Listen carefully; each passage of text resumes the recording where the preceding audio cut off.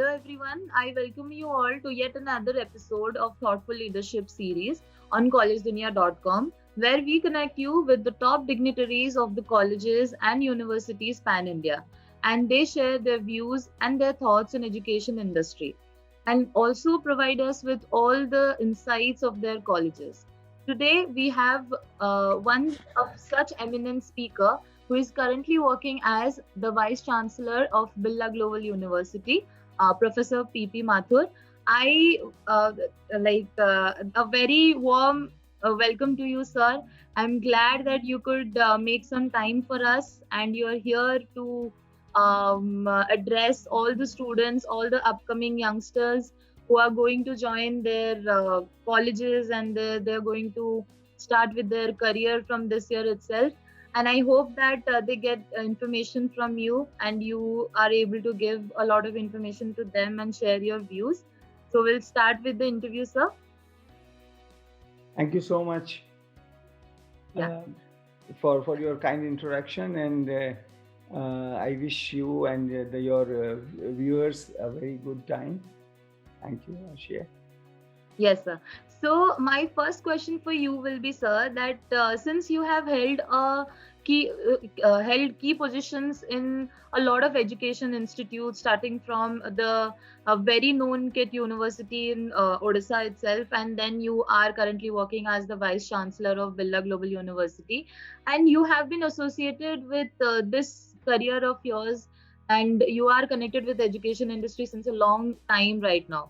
So I just wanted to know that what are the key factors that has kept you connected with this education industry? Thank you for such a nice question. In fact, I started my journey as far as teaching and research is concerned from Banaras Hindu University, Varanasi, which is one of the unique universities having a very large number of courses which you can ever imagine, and subsequent and a very huge campus, of course. Then subsequently, after my finishing my PhD from there, I went to Kurukshetra University, which is situated in Haryana, and there I learned a lot because the students, those who came there, were first generation learners, and they were also having very high dreams and aspirations. And I'm happy to share with you now that most of them, they have got great successes in their chosen areas, and they are occupying very high positions at this point in time. After that, I went to US. I had a great opportunity to go on a Rockefeller Foundation fellowship. I went to Population Council in the Rockefeller University, New York, which is one of the best life sciences institutions of the world. And there always almost half a dozen of Nobel Prize winners, they work there. I got the learning from that institution as far as science is concerned in a very structured way, and this was great learning for me. After I came back to India, I moved to Pondicherry University, which was just upcoming Central University in the south of India, and there I started a life sciences school there, and that was a great learning because of the large number of students, those who were coming from all over the country, and their aspirations we were trying to meet.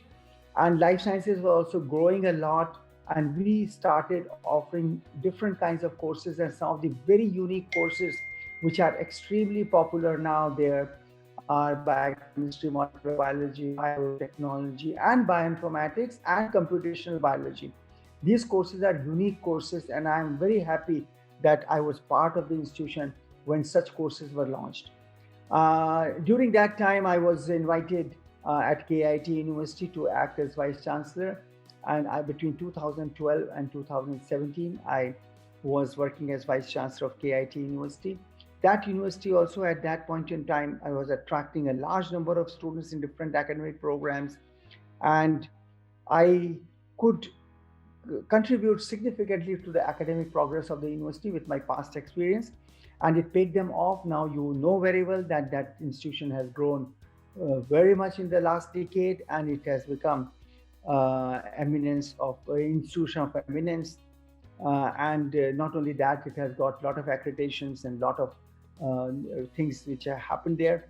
Of course, since I was on leave from Pondicherry University, I went back, and now I have come back to Odisha and Bhubaneswar. I'm very happy. I think I'm chosen by Lord Jagannath to be working here, and now I am here in Birla Global University, which you all know, and I'm sure that we would try to improve the total level of the institution, which is it's a very new institution. It is a very young institution, but it is almost the same as when I joined Pondicherry University. In fact, it's a little older than when I joined the Pondicherry University.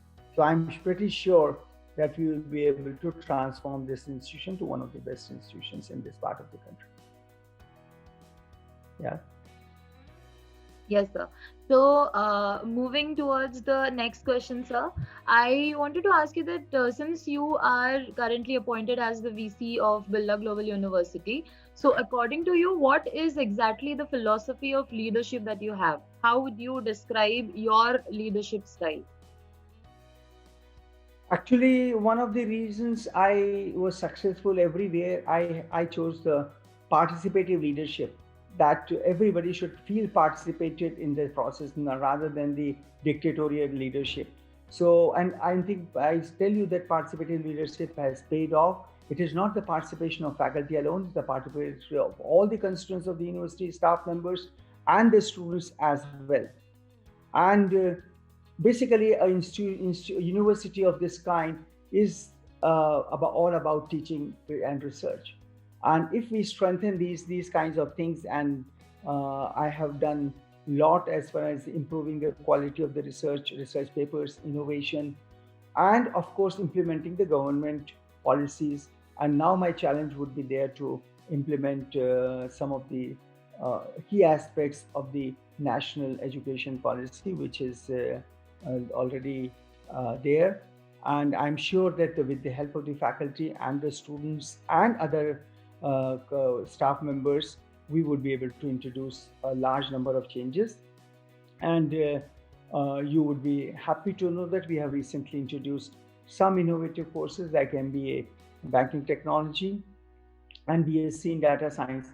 And this BSc in Data Science we will be offering as a 4-year course, of course, but with an exit option of 3 years. So that as far as national education policy, this program will be very compatible, and the students can go for a 4-year graduate program as per the, and of course, business analytics in MBA. In addition to that, we are offering certain certificate courses also. Yeah. So, moving forward to next question, sir. Sir, I wanted to know that how do you strategize about the key programs and plans for the marketing and administration of Birla Global University? Well, I think this current pandemic has taught us many lessons, and the university could successfully continue the teaching through online mode in the last 10 or 11 months.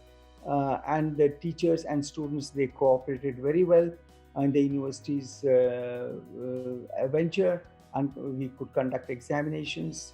I personally feel that the best of the online and best of the offline would be integrated.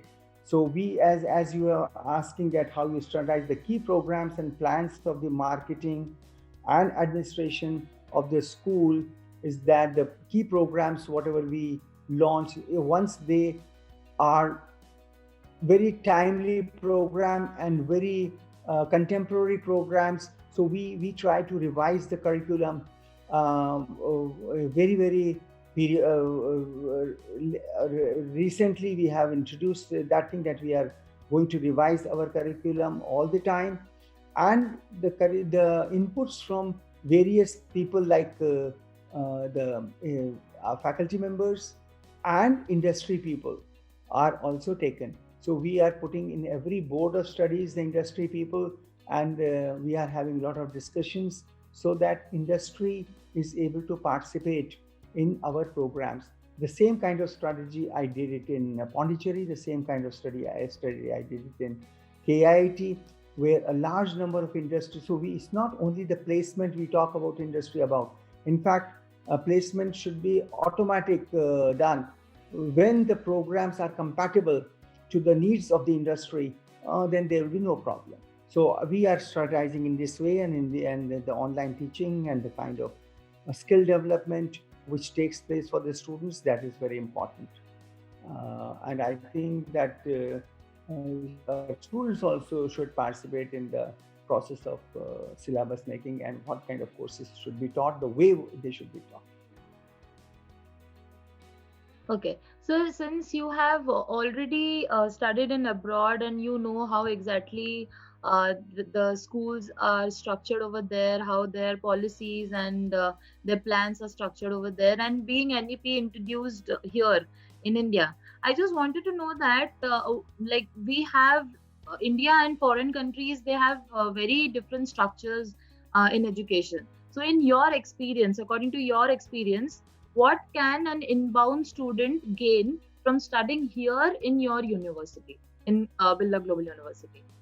Yes, very good question, because now we have to align our system in an international scenario.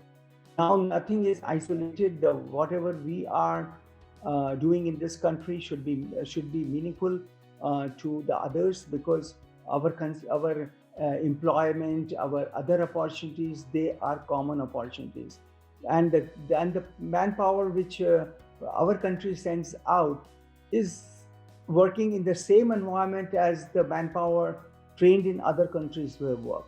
So there should be a compatibility with the understanding their experiences of each other.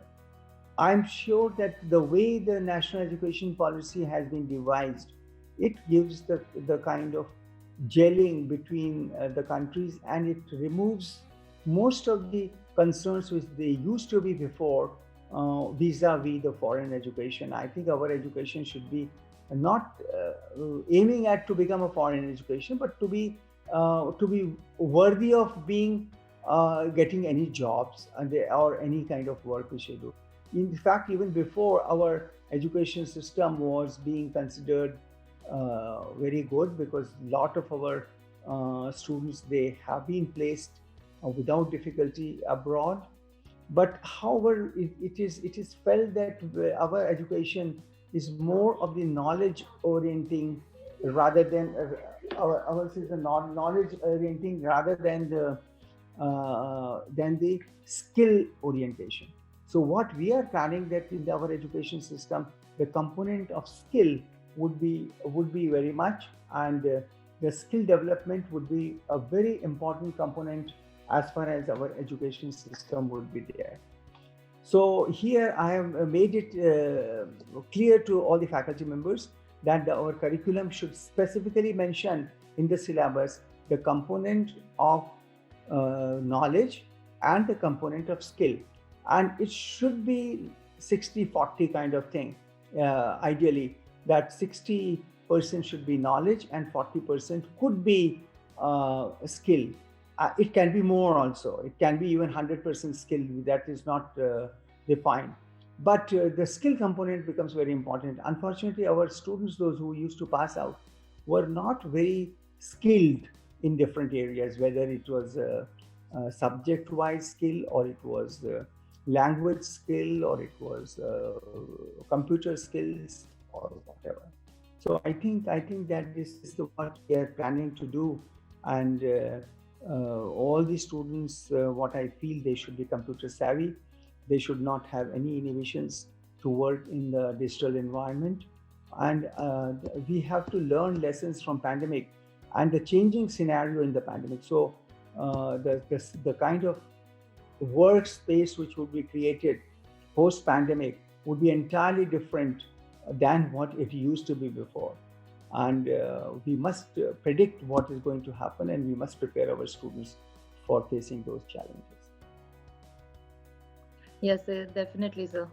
I wanted to know, sir, that can you give any insights into how this Birla Global University could be more welcoming to students of different races or economic background? Because as we can see in Birla Global University, I've already seen diversified faces every time. So, since you are connected to this university in the recent times, I just wanted to know that how are you planning to welcome such candidates of different economic backgrounds and different races? Good. Actually, to be very honest with you, ever since I came here, I've never seen a single face here because all the students are working online. So that is my limitation. But anyway, I can presume that we have students from different places of the country. But I think we should focus that our student community should be from all over the country, not only all over the country, all over the world. Then it gives a kind of meaning of the university to the system, whatever we have created here. For that, we have to have very many challenges because now everybody wants to make the institution compatible to international. And one of the ways that we are changing our education and trying to integrate with the rest of the world is that free flow of foreign students can come here. Because as you know that in the rest of the world, it is 4-year undergraduate program when we were giving only 3-year undergraduate program, and that was the biggest bottleneck. Now, having removed that, the students of our university can go easily anywhere and can directly attend the different master's courses. And the same is true for the students from abroad, that most of the students, they can come here. We can offer different kinds of programs. In fact, let me tell you that in Pondicherry University, I started a study in India program where a large number of foreign students could come and spend semester in Pondicherry University from different places, including US and France and Germany and other European countries, and they could learn certain things according to their own interest. And it so happened that you would be surprised that the students, those who were coming from US, though maybe the science students, they used to come to learn philosophy, ancient history and culture, psychology, sociology, and liberal arts courses, and which we are actually more experienced in. So I think that we can rope in many students from different streams, and the same way our students can also go out in the similar programs, even for a semester, to have a different experience. And this experience would enrich. As you said about the economic backgrounds the students are coming from, we have launched various scholarships for different students, those who are meritorious and they may come from different backgrounds. And we are this year have rolled out schemes for the students, those who would be paying much less fees if they have performed very well in their examinations, in the past examinations. So basically, we are trying to value merit and try to diversify the students on our campus. And the best campus would be where every kind of student can freely come in and share ideas, which we are looking for. I hope it's okay, right? Yes, sir. Yes, sir. Yeah. So, sir, moving towards the next question, actually, this is how you are going to plan Birla Global Universities, as we had discussed the same thing in our previous meeting as well. That what do you think should be the university's top priority over the next 10 years? Actually, I don't say what 10 years would be like because we don't know how post-pandemic situation will be there next year. But as far as the 10 years is concerned, we definitely need manpower, which would be able to do the things which are not available at this time. I will feel that the subjects which are being rolled out today, the subjects which are being taught today, what we are understanding today may not exist, and the world will be moved in different directions through artificial intelligence, through data analytics, or through maybe you don't know, maybe 20, 30 years ago when I started my teaching, nobody could predict what internet would change the world of learning. So the same way, the world of learning, how it will change, we don't idea, but at least whenever we find some changes in the offing, we must adapt to that. So adaptability is more important. And secondly, we must teach our students how to learn by themselves. And the moment they start understanding the value of learning by themselves, the problems will be sorted out. In a given scenario in the US, a person changes his or her profession at least 6 or 7 times in their lifetime. So you can imagine they constantly prepare, they constantly learn different things. They have to shed out the old things which may not be very much valuable to them now, and then attain new things. So I think that part also will be important, and the students should understand that what they learn today may lose its meaning completely within 10 years time also, maybe 5 years time also. And they cannot come back to university, so universities also should have continuing education program where their students can come and learn things again and again, and also the students themselves can learn. And I'm happy to tell you that now with this online and digital learning, the opportunities are immense, and one can learn a lot at their own pace and at their own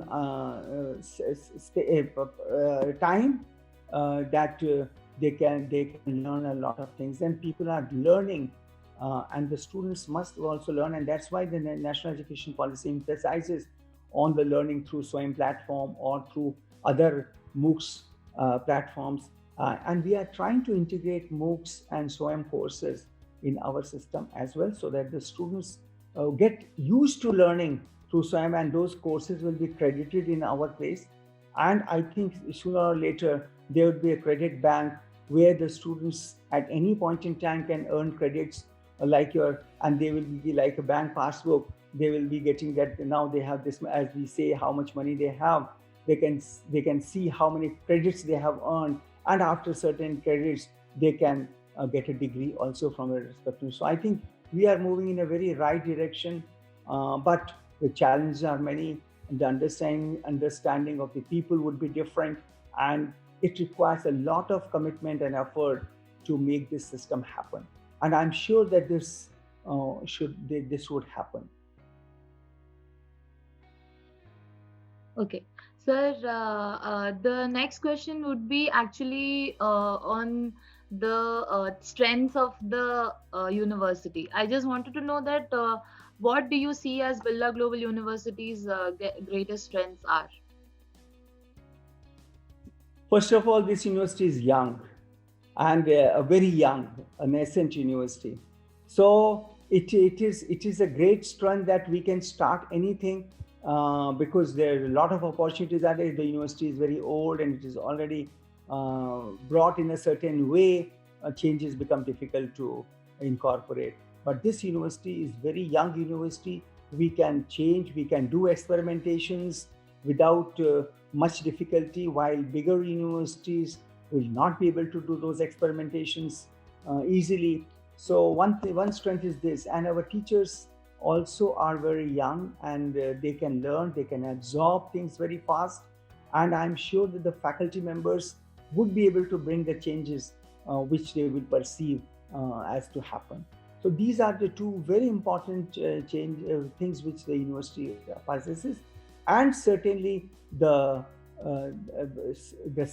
place where it is situated is Bhubaneswar, where a lot of opportunities are there for the students, those who join here, for the faculty members, and for collaborations. Now the word has come to collaborations. Nobody can do things very independently, and we can collaborate with different. And I think that time has come that most of the institutions around, whether they are in private sector or the government sector, should forget. Now in the national education policy, the boundary wall between the private education system and the public education things have been faded out. There is nothing like private and public. Education is education. So we can make a network with the institutions, a large number of institutions, and some are extremely good institutions known all over the country and the world, and we can make a network, a very nice network, and we can see that we become a force which will be reckoned. I'm sure that some of those efforts might take place sooner than later and will bring this university as a global partner to many institutions within the country or within Bhubaneswar or outside the country.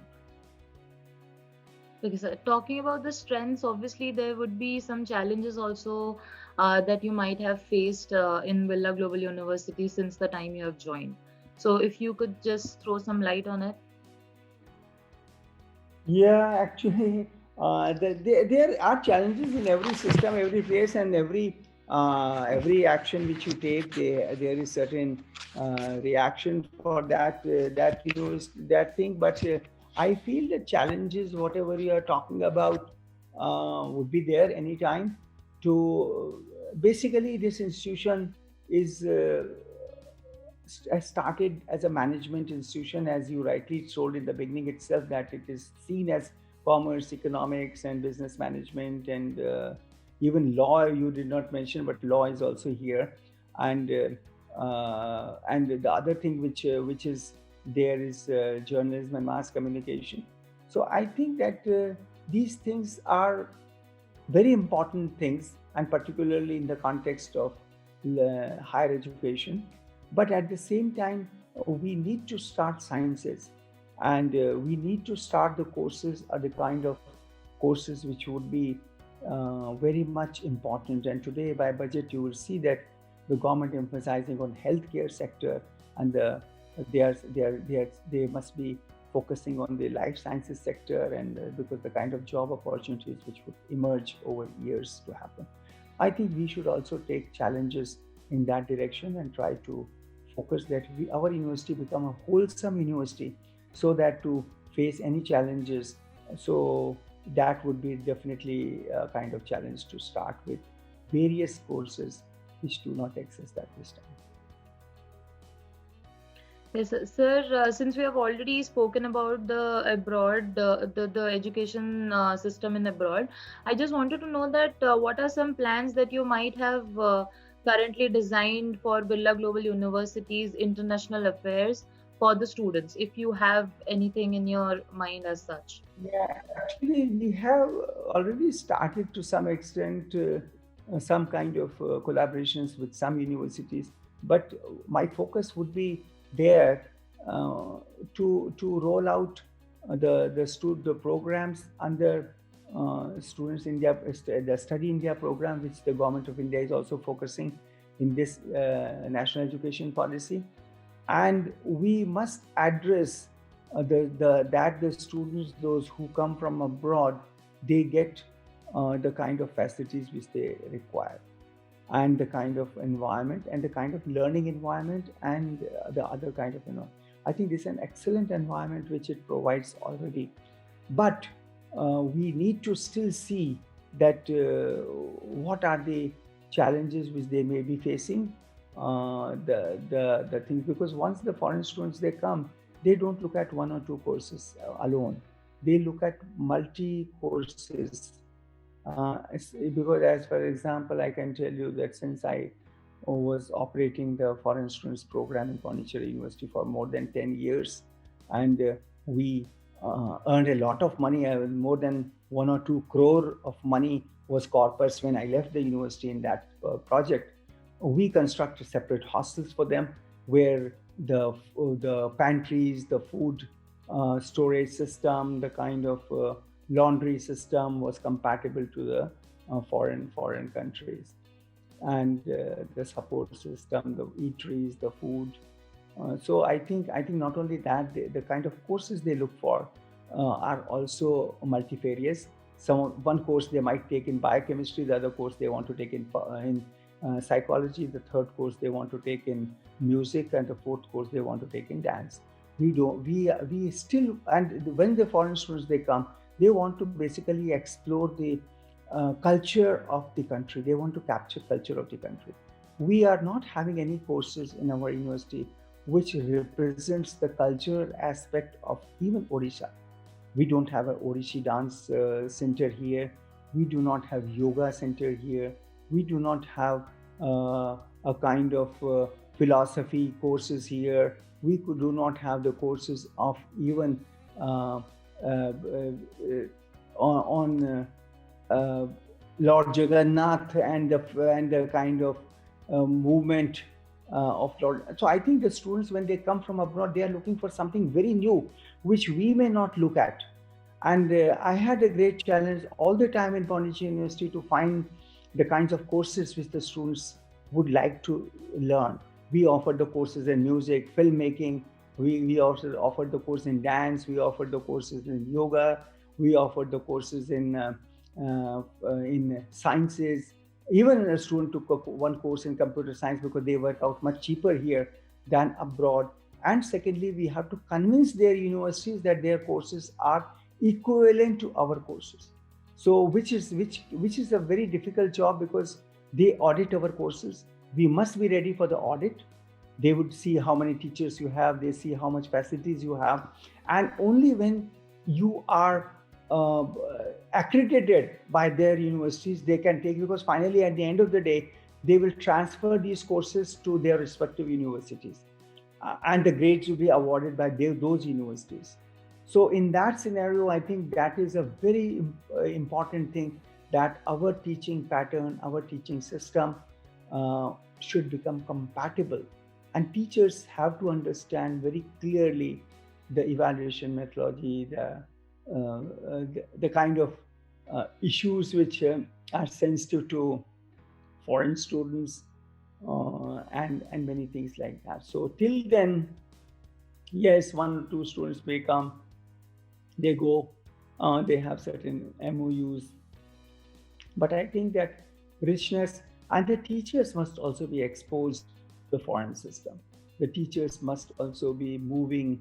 So we may have the um, faculty exchange programs, we may have the student exchange programs, so that our students per content can go and spend time there. In KIT, I think we have a large number of foreign students now, and we started a lot of foreign students coming there, and I think that they are very much successful in bringing the foreign students of different countries in large numbers. Definitely looking forward for it, sir, so that we get to know about different courses, like you said, about Odissi dance and the psychology and yoga classes and everything. Yes, Odisha needs to develop in all these things, no doubt in that. Sir, I just wanted to ask you that I have been associated with Birla Global University since the past 1.5 years now, and I have seen how the teachers and everybody in the university is very welcoming in nature. So Yeah. I just wanted to know that how is that exactly? How do you see that how do you establish? How to tend to establish a very healthy relationship between the faculties, the students, and the environment around the university? Good, as you told that, as I mentioned to you that I have hardly seen any student in the campus till now, but I'm sure that they would have maintained a very good relationship by mentoring them, by understanding their problems. And I think now, this, as I already mentioned to you, that the students are as the teachers are also quite young, and I think they gel very well, and they understand the problems of the students quite well at their level, and they try to sort them out, and that's why we have good relationships, and I think that should continue. And not only that, they should continue, we should send some healthy practices in the way that we should not work reactively, we work should proactively, that so that the students will never have any problem at the first place rather than sorting out the problems. So I'm sure that once the students are on the campus, we would have meetings with the students and we'll try to address their problems. And I have seen in KIT also and other universities also, there is no problem which cannot be talked or which could be presumed that to happen, and we may take preventive measures that those problems do not occur. As I am suggesting that here, we should immediately switch on the system that the results should be declared within a week's time. There's no reason that why should we declare result after 30 days or 28 days or certain days. So I'm discussing, and all the faculty is very positive about it. And I'm sure that the next semesters, when the situations are normal, we would be declaring results within a very, very short time, maybe 7 days or even less.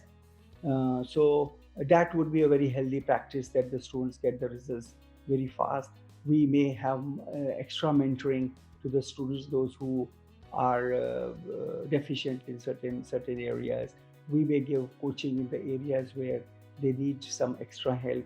We may suggest, we may prepare some online teaching material for the students so that they can see them, even learn from them, or get benefit out of them, so that they can minimize their deficiencies. And more so, one more thing which I can think about is this, that the students, those who come here and they have certain amount of deficiencies or whatever they feel like, we should see that how those deficiencies can be converted into positivities. And if the student is not able to concentrate much on one area, we should try to see that what other areas one can concentrate on, then try to see that those things get more focused rather than the weaknesses getting focused. I'm sure that the students would take it very positively, and everybody wants to be successful. That is the thing. But successful not in one direction or one job. So everybody can be successful in their own ways. So I think we should explore that where they want to be successful, and we can help them, the students, in their possible way. And the students are very positive, and they are very business-like. They know what business was uh, there, and how much they could accomplish. And I think the teachers are also becoming the same, because they are coming from the newer generation. I'm sure that this thing will happen, whatever you said. Okay, sir, coming to the insights of the university, this is supposed to be the second last question. I just wanted to know that could you please just highlight some points to the viewers, and just let them know that what exactly are the things that these people might not be knowing about the university, about Birla Global University. Maybe they don't know that this Birla Global University is a non-profit institution, and it has been created by philanthropic effort of B.K. Birla and Sarla Birla, late Sarla Birla. And this is a very great institution which has a big heritage. And a lot of Birla institutions have served in this country for the cause of education, even school education, higher education. I think many people may not be aware of this fact, that how big is the network of Birla education system, and this is a part of that education system. The second thing is that since it is a very new place, people may not know about it, but I'm sure that we would be more visible once our students are in the market. And secondly, we launch a little more number of courses, and we excel in some of the areas. And I'm sure that very soon we would see that our students would be, there's no question of they're searching for the jobs, but the job should come to them. And we should give the skill orientation. Now the focus is on skill. Nobody wants to know what you know. They only want to know what you can do. And I think here now we will be focusing more on doing rather than knowing. They can know anything, just Google it and you can find it out. So there is not a big deal. But same is not true. You cannot do it just to Google after Googling it. So I think the more focus we are planning to do it on skill development. In any subject, they should be able to, suppose you teach them, the students, how income tax or what is income tax, they should be able to calculate also. And then you give the exercise that this is the income of this person, calculate how much tax has to be given or whatever it is there. So they should be, and they should have confidence in that case that they can do something. So, and the same is the language skills, the same is the other kind of life skills they may have. And so I think the employers and the others would understand that this university is different, which focuses on skills and not only on the rote learning. I think we are trying to address this issue also, that rote memorization won't help anybody, because the moment you learn it, after the exam is over, you forget the sooner that, and then there is nothing with you. But I'm telling you that if you learn something, that will be for your lifetime. So we are trying to focus on that, and I hope that this will happen here. Sir, moving towards the last question of this session, I wanted to ask if you could give some suggestions to the current youth and the aspiring students. Uh, so please go ahead with that. Okay, actually, no, nobody likes anybody's philosophy or saying something, and least the students at this time, they want to do the way they want to do, and they do experimentations, and they are sometimes not that successful, sometimes they are successful. So I think my preaching them will not much help, but still I will tell that in this world, um, always whatever we do, we should do the best, we should give our best, we should be very honest in our attitudes, because what at the end of the day, what any other person, maybe employer or maybe your friend or maybe your relatives or family members, what they look is that how well meaning you are, how much you can deliver for their benefit. Of course everybody is looking for their benefit, of course, from your side. And last, that how you conduct yourself. So I think that we must be having a best attitude, a right kind of attitude. We must try to learn lifelong. There is no day when you should not learn something new, and we should learn from everybody. And don't focus on anybody's mistakes, because everybody does some mistake or other. We should not try to capitalize on them. We should try to not to focus on them, but to learn from the other's mistake. The best person is that who learns by others' mistake, ignores whatever the others' mistakes are, and tries to work together with others for the benefit of the whole mankind. And I wish that the students would learn, and nobody wants to ask you the questions of your textbook. Nobody will ask you anything. They will only see what your attitude is there, how you work, and how honest you are. So try to develop these things in you. Thank you, Ayushi. Thank you, sir. We have come to an end of the session. Thank you for addressing all the viewers. I hope all the insights that you have shared is somewhere or other,